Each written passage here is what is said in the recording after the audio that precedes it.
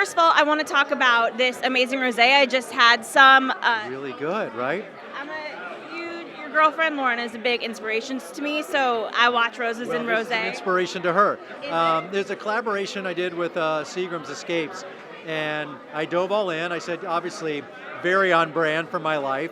So I went to Chicago, went into the tasting room, created the flavor, created the look and the color of the can, the whole thing. And my main concern, I wanted it to be good, like really, really good. Not too sweet, light, refreshing, enjoy it during the summer. Yeah, you can drink it at the pool, no glass.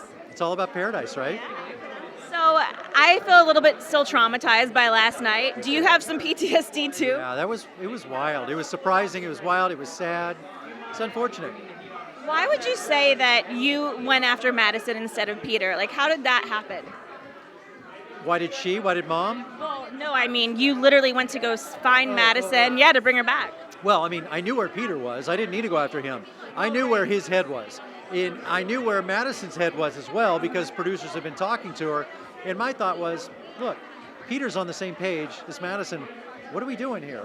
And the only difference was Madison didn't know what happened. So it really wasn't her place or her right to reach out because she had taken herself out of it. So I thought, hey, if nothing else, let's just let her know what happened and see where they go. Why don't you think Peter took it upon himself, like Ari did, to kind of go and find her? I think he just thought his opportunity was lost, and I think it was over. Yeah. And I thought, you know what, maybe it's not over. And last night was, I'm sure, very scary for you as far as live television is concerned. Was this the worst case scenario? Worst, best, I mean, a little bit of everything. I mean, I love live TV, and the great thing about TV is when it's live, anything can happen. And you just have to have your head on a swivel and be prepared for it. And you got to go where that conversation and the emotion takes you, and you can't be afraid of it. You can't shy away from it. You got to lean into it. And that's what I did. But you got to do it in the right way. You can't be callous. You can't be a jerk about it. But I think I've earned enough respect over the 18 years I've been doing this that I think I did it the right way. And so Pete didn't really do any press today, which, the Bachelor, Bachelorette typically do. Have you spoken to him? Is he okay? I'm sure he's hurting. I saw him immediately after the show because I had to finish up the show, and then I saw him and visibly upset. Clearly, I mean, his world got rocked last night. And so we've left him alone today. And, it wouldn't have been right to traipse him out in front of all the lights and cameras and put him through this. Let's give him a little chance to process, see if maybe the family can heal a little bit. He and Madison can continue on, and then obviously at some point he'll be out. Yeah. And so lastly, I'm a huge Clare fan, always have been. How did this decision in the last minute moment happen? Like, what did that look like? Well, it wasn't, it wasn't a last minute knee-jerk reaction. This is always an ongoing debate. She was a part of the conversation, as was Hannah B., as was Hannah Ann. Everybody's on the table.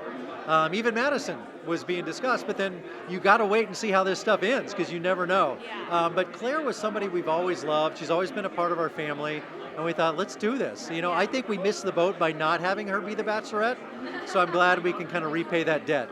One last question, the Hannah B of it all. Were you shocked when Hannah Ann said that last night? Did you know anything about that? I honestly think it was probably taken a little out of context.